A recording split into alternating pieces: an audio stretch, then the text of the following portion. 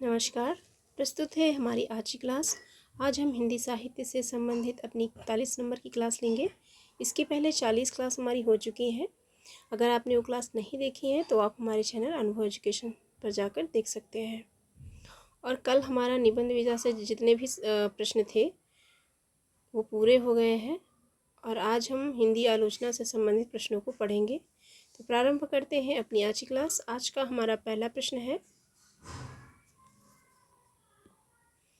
मैं साहित्य को मनुष्य की दृष्टि से देखने का पक्षपाती हूँ, जो वाकजाल मनुष्य की दुर्गति, हीनता और परमुखापेक्षिता से न बचा सके, जो उसकी आत्मा को तेजोदीप्त न बना सके, जो उसके हृदय को पर दुखकातर और संवेदनशील ना बना सके, उसे साहित्य कहने में मुझे संकोच होता है। यह कथन है, तो इसका सही जवाब है, यह कथन हजारी प्रसाद द्विवेदी का है। फिर से सुनिएगा, मैं साहित्य को मनुष्य की दृष्टि से देखने का पक्षपाती हूँ, जो वाकजाल मनुष्य की दुर्गतिहीनता और परमुखापेक्षिता से न बचा सके, जो उसकी आत्मा को तेजोदीप्त न बना सके, जो उसके हृदय को पर दुख कातर और संवेदनशील न बना सके, उसे साहित्य कहने में मुझे संकोच होता है। यह कथन हजारी प्रसाद द्विवेदी का है। अगला प्रश्न है, उपनिवेश में स्त्री की लेखिका है, तो इसका सही जवाब है प्रभा खेतान। उपनिवेश में स्त्री की लेखिका है प्रभा खेतान। अगला प्रश्न है, निराला की साहित्य साधना के लेखक हैं, तो इसका सही जवाब है रामविलास शर्मा। निराला की साहित्य साधना, यह रचना रामविलास शर्मा की है। अगला प्रश्न है, महिला रचनाकार की कृतियाँ अपनी संवेदनशीलता, तार्किकता और तेवर में बेहद पठनीय होते हुए भी आलोचना के ठंडेपन की शिकार है। फिर से सुनिएगा, महिला रचनाकार की कृतियाँ अपनी संवेदनशीलता, तार्किकता और तेवर में बेहद पठनीय होते हुए भी आलोचना के ठंडेपन की शिकार हैं। उक्त कथन है, तो इसका सही जवाब है ममता कालिया का। यह कथन ममता कालिया का है। अगला प्रश्न है, साहित्यालोचन के लेखक हैं, तो इसका सही जवाब है श्याम सुंदर दास। साहित्यालोचन श्याम सुंदर दास की आलोचनात्मक रचना है। अगला प्रश्न है, निर्मला जैन की कृति कथा समय में तीन हमसफ़र हैं। निर्मला जैन की कृति कथा समय में तीन हमसफ़र हैं, तो इसका सही जवाब है कृष्णा सोबती, मन्नू भंडारी और उषा प्रियमदा। ये तीन हमसफ़र हैं। अगला प्रश्न है, कामायनी एक पुनर्विचार कृति का प्रकाशन हुआ, तो इसका सही जवाब है 1961 ईस्वी में। और ये किसकी रचना है? तो ये रचना है मुक्तिबोध की। कामायनी एक पुनर्विचार, यह मुक्तिबोध की रचना है। और कामायनी एक मूल्यांकन, यह रचना है रामस्वरूप चतुर्वेदी की। अगला प्रश्न है, मुक्तिबोध रचनावली का संपादन किया है, तो इसका सही जवाब है नेमिचंद्र जैन ने। मुक्तिबोध रचनावली का संपादन नेमिचंद्र जैन ने किया है।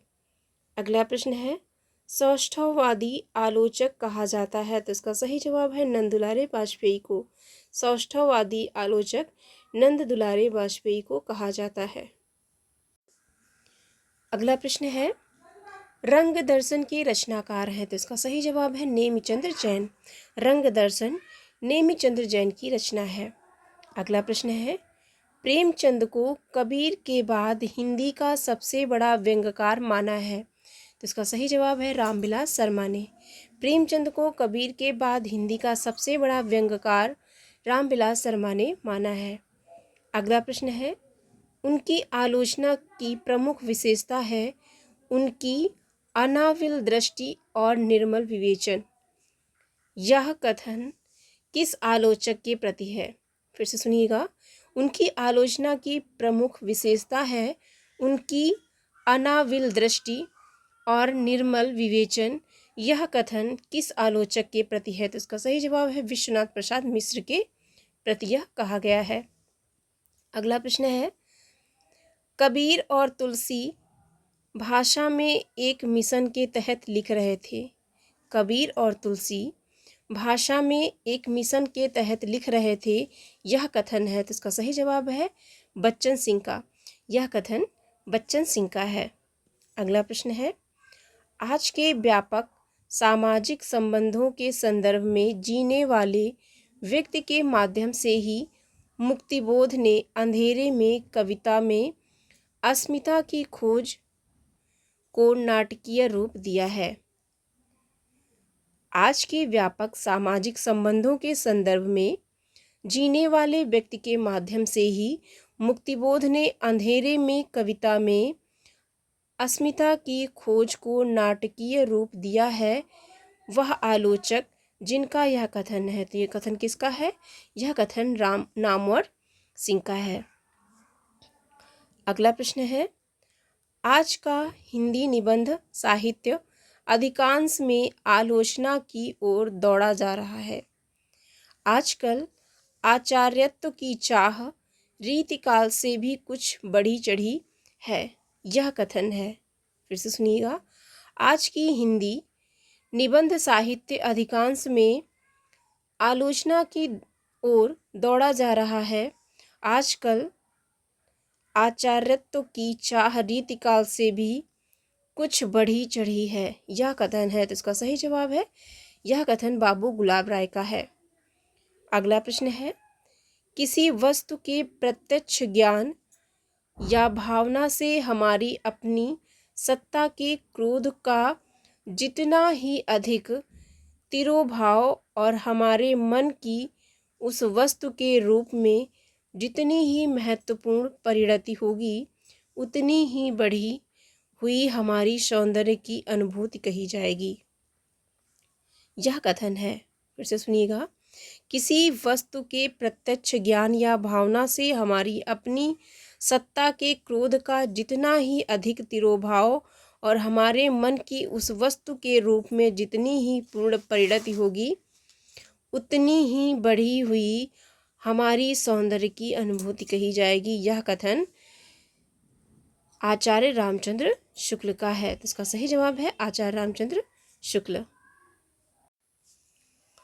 अगला प्रश्न है, किसी वस्तु के प्रत्यक्ष ज्ञान या भावना से हमारी अपनी सत्ता के क्रोध का जितना ही अधिक तिरोभाव और हमारे मन की उस वस्तु के रूप में जितनी ही पूर्ण परिणत होगी, उतनी ही बढ़ी हुई हमारी सौंदर्य की अनुभूति कही जाएगी, यह कथन है। तो इसका सही जवाब है आचार्य रामचंद्र शुक्ल। ये प्रश्न रिपीट हो गया है। अगला प्रश्न है, वह रचनाकार जिसकी भाषा परमार्जित खड़ी बोली है, जिसमें भाषा के दो रूप प्रांजल व्यावहारिक भाषा तथा संस्कृत निष्ठ शास्त्रीय का प्रयोग दिखाई देता है। वह रचनाकार जिसकी भाषा परिमार्जित खड़ी बोली है, जिसमें भाषा के दो रूप प्रांजल व्यावहारिक भाषा तथा संस्कृत निष्ठ शास्त्रीय का प्रयोग दिखाई देता है। इसका सही जवाब है हजारी प्रसाद द्विवेदी। अगला प्रश्न है, मुक्तिबोध की प्रतिबंधित पुस्तक का नाम है। तो इसका सही जवाब है भारत इतिहास और संस्कृति। भारत इतिहास और संस्कृति यह पुस्तक मुक्तिबोध की है, जो कि प्रतिबंधित पुस्तक है। अगला प्रश्न है, आचार्य रामचंद्र शुक्ल और हिंदी आलोचना लिखा है। तो इसका सही जवाब है रामविलास शर्मा ने। आचार्य रामचंद्र शुक्ल और हिंदी आलोचना, यह रचना रामविलास शर्मा ने लिखी है। अगला प्रश्न है, वह रचनाकार जिसने अपना प्रथम आलोचनात्मक लेख निराला जी की कविता लिखा, जो चर्चित पत्रिका चांद में प्रकाशित हुआ। तो इसका सही जवाब है डॉक्टर रामविलास शर्मा। अगला प्रश्न है, भारतीय साहित्य के इतिहास की समस्याएं रचना लिखा है। भारतीय साहित्य के इतिहास की समस्याएं रचना लिखा है। तो इसका सही जवाब है डॉक्टर रामविलास शर्मा ने।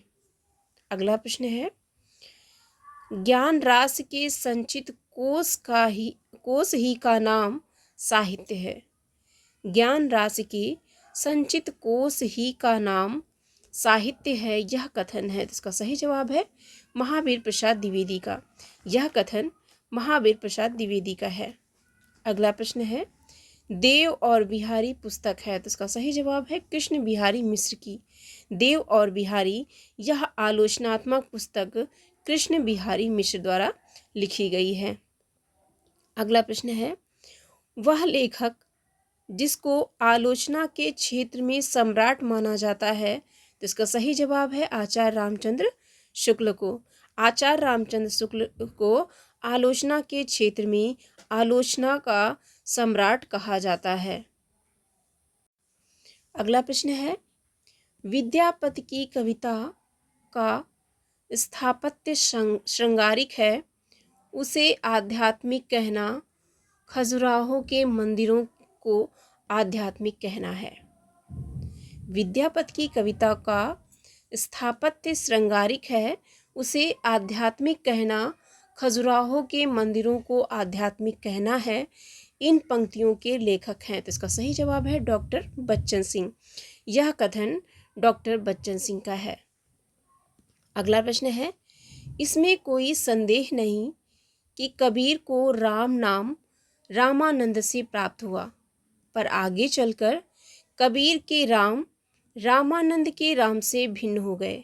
फिर से सुनिएगा, इसमें कोई संदेह नहीं कि कबीर को राम नाम रामानंद से प्राप्त हुआ, पर आगे चलकर कबीर के राम रामानंद के राम से भिन्न हो गए। यह कथन है, जिसका सही जवाब है यह कथन आचार्य रामचंद्र शुक्ल का है। अगला प्रश्न है, छायावाद पुस्तक के लेखक हैं, इसका सही जवाब है नामवर सिंह। छायावाद नामवर सिंह की आलोचनात्मक पुस्तक है। अगला प्रश्न है, नई समीक्षा के केंद्र में है, तो इसका सही जवाब है कृति। नई समीक्षा के केंद्र में कृति है। अगला प्रश्न है, मनुष्य ही साहित्य का लक्ष्य है, यह किस आलोचक की स्थापना है?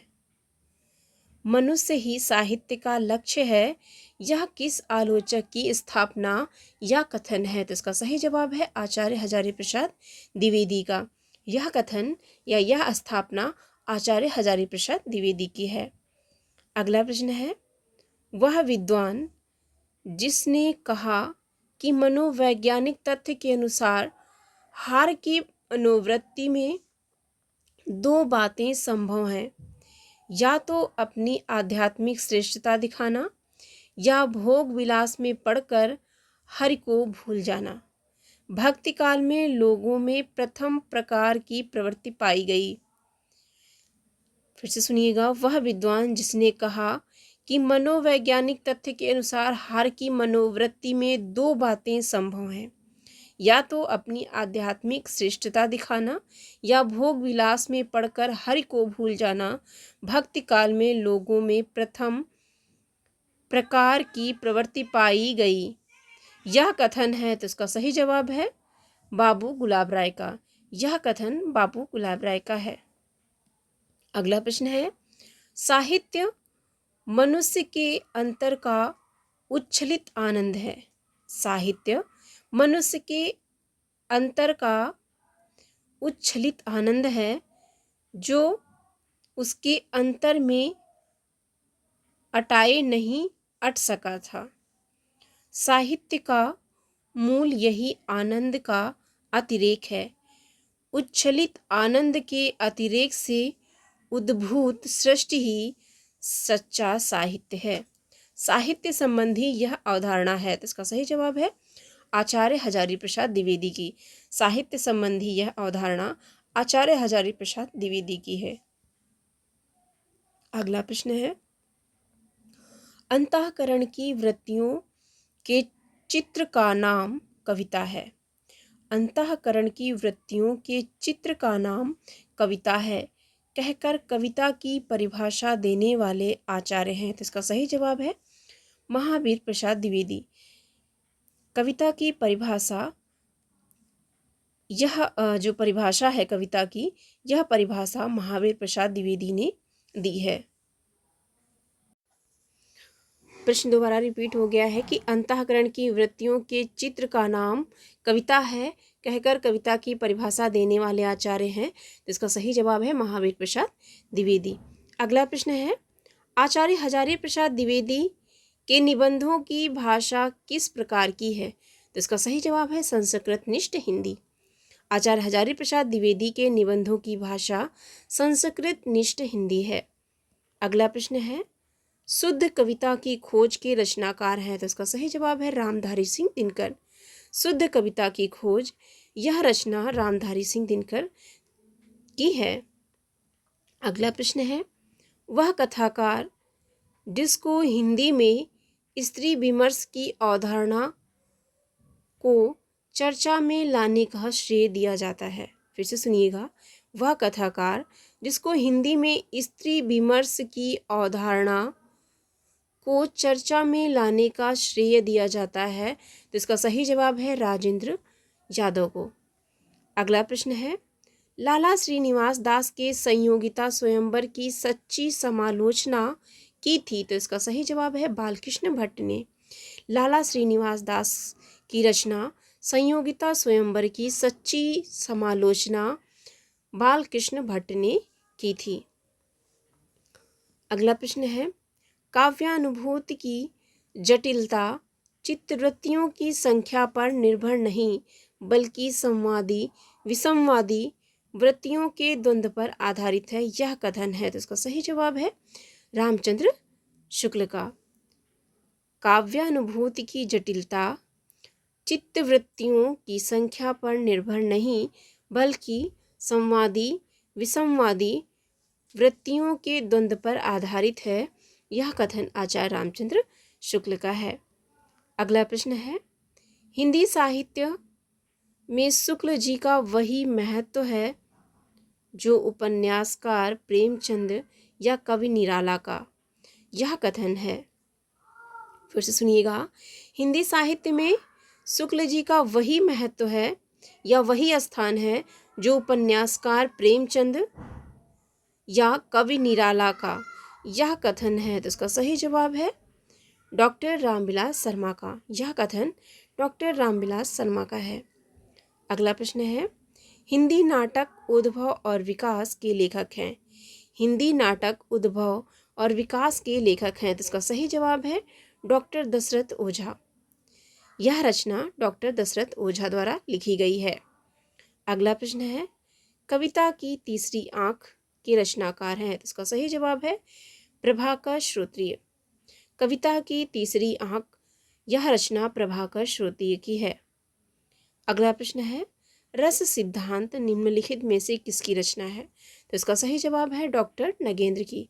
रस सिद्धांत, यह आलोचनात्मक रचना डॉक्टर नगेंद्र की है। अगला प्रश्न है, कबीर के बीजक पर रची गई तृज्या टीका है? कबीर के बीजक पर रची गई तृज्या टीका है। तो इसका सही जवाब है पूरनदास की। तृज्या टीका पूरनदास ने लिखा है। अगला प्रश्न है, आत्माराम के छद्म नाम से आचार्य महावीर प्रसाद द्विवेदी की आलोचना की थी? आत्माराम के छद्म नाम से आचार्य महावीर प्रसाद द्विवेदी की आलोचना की थी। तो इसका सही जवाब है बाल मुकुंद गुप्त ने। अगला प्रश्न है, यदि द्विवेदी जी ना उठ खड़े होते तो जैसी अव्यवस्थित व्याकरण विरुद्ध और ऊट पटांग भाषा चारों ओर दिखाई पड़ी थी, उसकी परंपरा जल्दी ना रुकती। फिर से सुनिएगा, यदि द्विवेदी जी ना उठ खड़े होते तो जैसी अव्यवस्थित व्याकरण विरुद्ध और ऊट पटांग भाषा चारों ओर दिखाई पड़ी थी, उसकी परंपरा जल्दी ना रुकती, यह कथन है। तो इसका सही जवाब है, यह कथन आचार्य रामचंद्र शुक्ल का है। किसके संदर्भ में कहा है? तो ये महावीर प्रसाद द्विवेदी जी के संदर्भ में कहा है। अगला प्रश्न है, रचना यदि जीवन के अर्थ का विस्तार करती है तो आलोचना रचना के अर्थ का। रचना यदि जीवन के अर्थ का विस्तार करती है तो आलोचना रचना के अर्थ का यह कथन किस आलोचक का है? तो इसका सही जवाब है रामस्वरूप चतुर्वेदी का। यह कथन रामस्वरूप चतुर्वेदी का है। अगला प्रश्न है, नई समीक्षा नए संदर्भ आलोचना कृति है। नई समीक्षा नए संदर्भ आलोचना कृति है। तो इसका सही जवाब है डॉक्टर नगेंद्र की। नई समीक्षा नए संदर्भ यह आलोचनात्मक कृति डॉक्टर नगेंद्र की है। अगला प्रश्न है, मुक्तिबोध कविता और जीवन विवेक नामक आलोचना पुस्तक किस समकालीन कवि ने लिखी है? मुक्तिबोध कविता और जीवन विवेक नामक आलोचनात्मक पुस्तक किस समकालीन कवि ने लिखी है? तो इसका सही जवाब है चंद्रकांत देवताले ने। अगला प्रश्न है, वह मार्क्सवादी आलोचक जिसने तुलसी को श्रेष्ठ कवि माना है। वह मार्क्सवादी आलोचक जिसने तुलसी को श्रेष्ठ कवि माना है। तो इसका सही जवाब है रामविलास शर्मा। रामविलास शर्मा ने तुलसीदास को श्रेष्ठ कवि माना है। तो ये थी हमारी आज की क्लास। कैसी लगी ज़रूर बताइएगा, और अगर किसी प्रश्न में किसी प्रकार का डाउट हो तो अपनी प्रतिक्रिया कमेंट बॉक्स में अवश्य दीजिए। और हमारे सपोर्ट के लिए हमारे चैनल को लाइक एंड सब्सक्राइब कीजिए। धन्यवाद। जय हिंद।